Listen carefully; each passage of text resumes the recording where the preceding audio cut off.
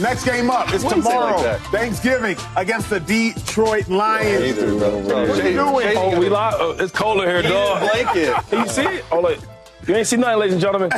It's 68 degrees outside. You have a heated blanket in California LA. where it's not at all cold. Chase, you played quarterback for 14 years in the National Football League. You played for the Chicago Bears. You put out yesterday on your social media, I think, a 20-minute breakdown of Caleb Williams' most recent game. You have studied his tape with an acute and a keen eye. So what would another great game for Caleb Williams mean? Moving in the right direction. And I think that for a rookie that has not played well and strung games together, the consistency factor comes in. But most importantly, mentally for him, he's gotten past the rookie wall. I think for me, a lot of people don't understand is your senior year to your rookie year, you are playing 2 straight years of football. Yep. From winter conditioning starting before your senior year to draft to combine to OTAs to you don't get any time off. Sometimes that can be a mental struggle. But more importantly, what I think it would mean that Thomas Brown, the offensive coordinator, needs to get some looks around the league. And quite honestly, it might be a head coaching job for the Bears if Eberflus gets fired. Because Thomas Brown was the one you can point to that made a difference in how Caleb has played. If you look at the last 2 games, if he strings this one, it'll be 3 together. It is drastically different. The offensive scheme's different. The way he's playing different. The way he's seeing things is different.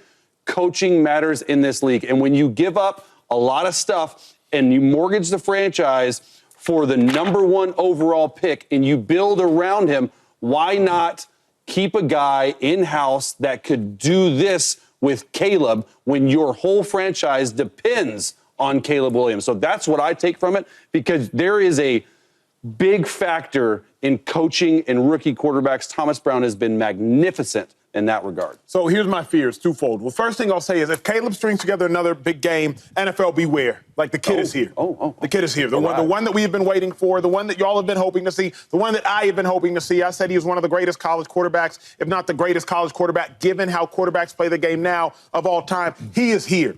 Here is my fear, though. My biggest fear is exactly what Chase said. Oh, gosh.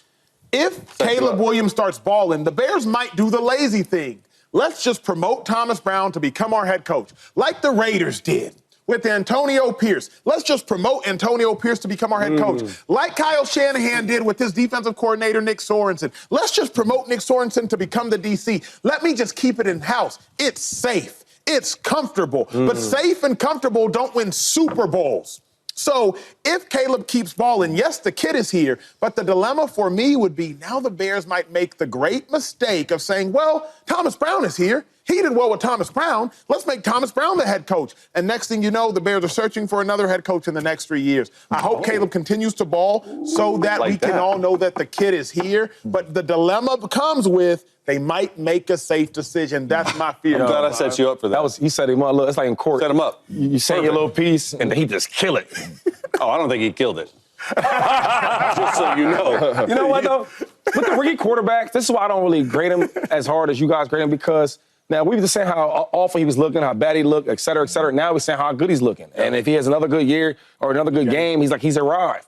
Jaden Daniels from the Commanders. We praise how great he was doing, right? He's this, he's that. He's arrived. He's the guy. And then he's having some rookie struggles up and down. This is what rookies do. Bo Nix, another one. Early in the year, well, how good is he really? Oh, he's this and the third. Oh, now he's looking good. I just want to say this, man. Let him just stack some wins up. Let him more experience. Go out there, seeing different defenses, different coverages, different, blitzes. He's just learning. He's a rookie. We put so much pressure on these guys, right? And I do think Caleb Williams is a phenomenal player. He has a lot of talent. The stuff he's seen in college was phenomenal. I think in his duration of his career for the NFL, he may be a Hall of Fame type of player. But let's let him get there yet. I think each game he gains more confidence. The one thing I loved about Caleb Williams from just meeting him and knowing him and hanging out with him, we had a dinner or whatever, and I was like, man, this kid is super confident. And I love that, right? Yeah. And I think I haven't seen a lot of confidence the way he's been playing lately, right? People were doubting him on TV, this and the third. They're losing because it's his fault. Now he's playing better. I think he's gained that confidence back. Yeah. And I would love to see a Caleb Williams that's even more confident. Yeah, and all that's good. I'm not ready to sit here and say the young fella's arrived yet. He's had one good game. Either. He's had one good game.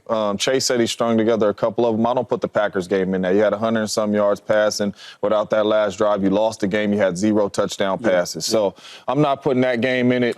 This past game, I felt like that's the Caleb Williams we thought we were getting out of college. And it's encouraging.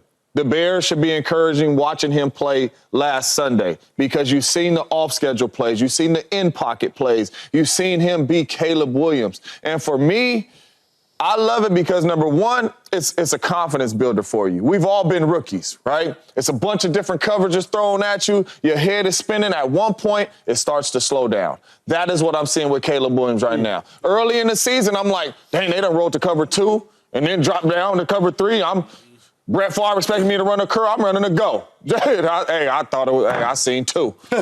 They rolled on cover. But when you watch him play last week against a really good defense that throws a lot of exotic looks at you, you can tell it slows down from. I need to see that again, and then I need to see it again. And then I will start to say, hey, man, the young fella is starting to arrive for Caleb Williams. But I need to see it over and over. But you said don't make, like, the safe decision? The safe decision. You don't like Thomas Brown? My thing is you always trying to find ways to put your quarterback in the best situation.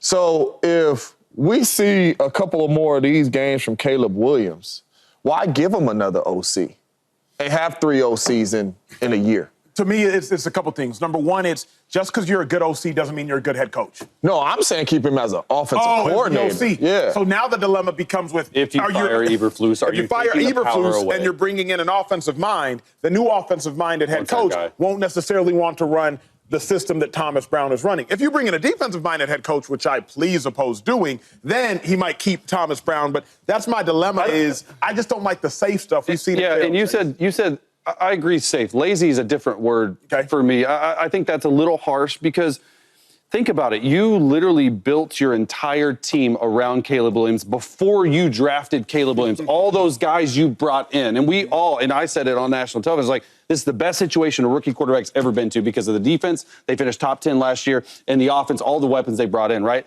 It didn't go well. Coaching, Caleb didn't play well, all that stuff.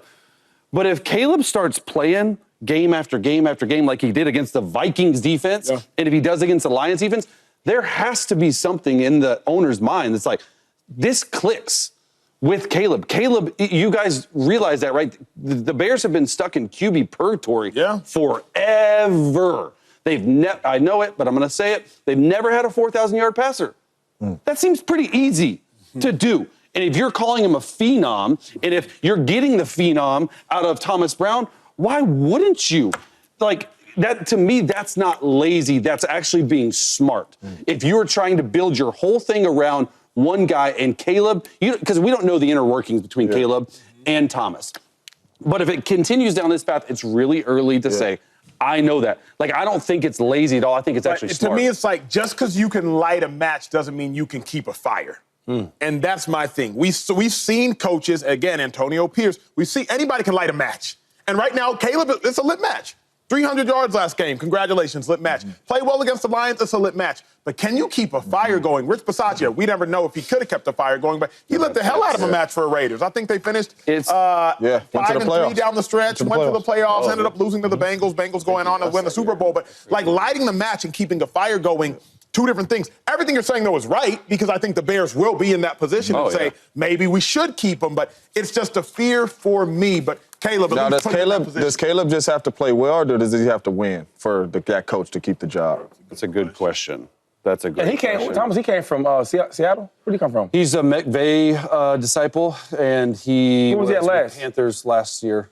But no one was winning with the Panthers. See, I don't like that right there. Well, I mean, you can't really choose your job. Like, you know. I'm just saying, I want winners. That's real. Winners get jobs in the NFL, not losers. Well, the guy who's usually a winner is Kyle. I'll say this. When I first heard it, I was like, yo, this is wild. But then I said, you know what? It's the NFL. I don't think it's crazy to say that Shanahan's on the hot seat. I think it's crazy for Shanahan to be on the hot seat, but crazy to say, absolutely not. Y'all do remember the Eagles fired Doug Peterson after he brought them their first Super Bowl in franchise history. They fired a man 3 years later. Like, that was crazy. Crazy things happen in the league. So, to me, like, it's not crazy to say it. but it would for sure be crazy to be it. It would be crazy to do it. Shanahan is still a top 3 coach for my money in the National Football League. I will die on that hill, it is a bad season. It's a bad season. Shazy, is it crazy to say? Crazy. How? Yeah. Who said this? Who said Yeah, I want to know who said it. Like, how? I can't even name 3 or 4 better coaches that's doing their job better than him. 3, yeah. You know what I'm saying? All he does is win games. True. Right? And then another thing is, even as bad they're playing this year, they still can potentially win their division. Yeah. You know what I'm saying? But we so used to go to the NFC Championship games and the Super Bowls and this, that, and the third, and everywhere he's been at, he's been a winner. Yeah. He's not no hot seat. I don't know what's going on here. I don't. Yeah, you know, it's crazy because, well, first off, this is cuckoo for Cocoa Puffs. It's absolutely crazy. And y'all know I'm one of the ones on TV that's extremely hard on Kyle Shanahan because I feel like when things aren't going right, it's a lot of fingers pointed at everybody else but you. And you're the head coach. Usually anywhere you go, something go wrong, it's pointed right at the head coach. So I'm hard on him for that. But we're talking about one of the best coaches in the National Football League. And that ain't no hot take. That ain't nothing. That is the facts. This dude wins year after year after year. It's absolutely crazy to say we've seen this man win with good players. We've seen this man win with not such good players, especially at the quarterback spot. Kyle Shanahan on the hot seat. It sounds crazy. It looks crazy. Everything's crazy. It's just, it's wild, man. He's a really good football coach. What? Do I have to answer this? You don't have to. No, I mean, yeah, look, that's just, I'm saying it. Of course I'm going to answer it. Yeah, it's absolutely insane. First of all, put your name behind it, who you started, what started the rumor. Because you do not know football. And I don't like saying that a lot. But he is easily one of the top 2 or 3 coaches, like we all said. If you were to fire him, some crazy thing happens, they lose the rest of their games, you fall out with Yoder, Jed York, who the hell are you going to replace him with?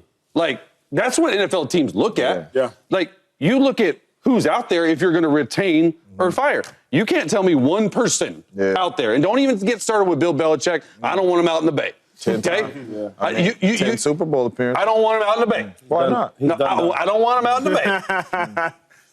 Kyle Shanahan has been to 4 NFC championship games, 2 Super Bowls now, losses, I get it.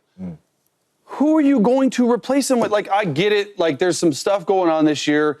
His 2 seasons, right? 2020, that was the year they played like 15 quarterbacks. I think they won 6 games, right? 2019, Super Bowl. 2020 that year. 2021, NFC Championship. 22 NFC Championship. 23 Super Bowl. This year is a year of injuries. I got a question. You don't like Ben Johnson? Who are you going to replace him with? I'm just saying. James, let me ask you a question, big dog. Let me ask you a question. James, you've been married how long, Coach? 15 years. 15 years. I've been married the longest. Not to the streets, Shane. Married to the streets. Not to the streets. She might get on me. It might be 16. James, 15. Now, real quick, James, was your wife your first girlfriend? No. Okay. So somebody got you ready to win a ring. Oh. Got me ready to win a ring. Yeah, somebody prepared you. Somebody got me ready. You know what I mean? I learned some stuff from that. Treat my wife better. Yes, no doubt about it. No doubt about it. Yeah, no doubt. Because it's crazy, but I want to take us through a thinking exercise. I want to take us through a thinking exercise. Shady, you know this better than anybody. Andy Reid, one of the greatest, if not the greatest coaches of all time. The greatest. One of the greatest. But the Chiefs was not his first coaching stint. No doubt. He was in Philadelphia with the Eagles. And Andy Reid and Kyle Shanahan have much similar career trajectories through their first several years. 8-4 postseason record for Shanahan, 8-6 postseason record for Reid. 69-57, you see the winning percentage. 80-48, you see the winning percentage. 4 conference championship game appearances for both of them. 2 Super Bowl appearances for Shanahan, 1 for Andy Reid. Andy left Philly. It definitely worked out for Andy. But it also worked out for the Eagles. 5 years later, the Eagles won their first Super Bowl. Another 5 years after that, they went to another Super Bowl with Nick Sirianni. So I suggest this is a thinking exercise. I'm all Team Shanahan. Team Shanahan better not go anywhere. But it's a thinking exercise. For Philly, Andy left, and it worked out for Andy. And Shady, you know it worked out for the Eagles. It worked out for both of them in dream fashion. In the Bay, is there a world where Shanahan, it shouldn't happen, but is there a world where a similar trajectory happens? Shanahan will clearly go on to win Super Bowl somewhere, I fervently believe. Is there a world where, like, Andy did what he did in Philly, it worked out for both? Could the same thing happen in the Bay? I hate to even do this because, like, you got me thinking so many ways. An exercise. I will say this, though, I mean, and I love what Nick Sirianni's doing right now. Doug's my guy. Doug Peterson, I question. played underneath him. Come from Andy Reid. Good coach, won his championship. Won a championship. It's levels, though, dog. Yeah. And I think every Philadelphia Eagles fan right now would probably love to still have Andy Reid in Philadelphia. That's just the truth of it. Yeah. So my thing is, if you get too arrogant with this, oh, Kyle hasn't won this and that, and then you let him go. Good luck finding another one. Who to say that the Niners are going to be back to just rolling again, right? Because, the Niners used to be the truth back in the day. No doubt. And they had a long drought where they wasn't, right? Harbaugh came through, he started doing his little thing a little bit, and then it kind of slowed down again. And then Kyle came in. So all I'm saying is I just don't want to, because sometimes you always think the grass is always greener on the other side. Yeah. Well, that thing might not be grass. It might be turf. You might fool yourself. Yeah. But didn't it work? Like, who's to say Andy? For who? For Philly, obviously. It Guess- worked for them. Yeah, I mean, And I it worked guess. for Andy. But also- it's work, but it still ain't what he doing over there. Of course not. Every year, they back-to-back every year. And you think Shanahan, there's only one Patrick Mahomes, too.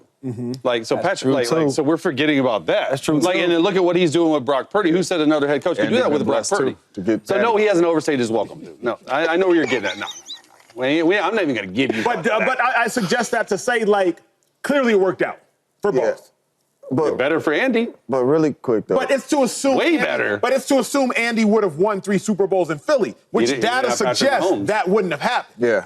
He had a That's number 1 true. overall pick It's in hard to Donovan do. McNabb. Clearly not Patrick Patrick Mahomes. Of course not. But data suggests Andy wasn't going to win 3 Super Bowls in Philly because he didn't. Yeah. And data suggests the Eagles weren't going to win a Super Bowl with Andy. sound like an analytics Because nerd. they didn't. Yeah. McNabb number 2 Data. overall pick. So I'm just saying, like, it's crazy. But it's crazy to think about the Eagles ain't going to it's crazy because, you put both those coaches up there, but it's a lot of coaches that don't accomplish none of that when they go to other places.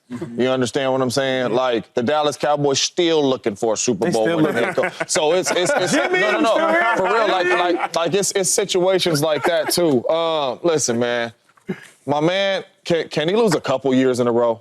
You know what I'm saying? Can he lose a couple years in a row? The only thing. What up, YouTube family? Welcome to the facility. Thanks for watching, and you better be sure to hit that subscribe button if you want to get more highlights from the show and all of our exclusive content.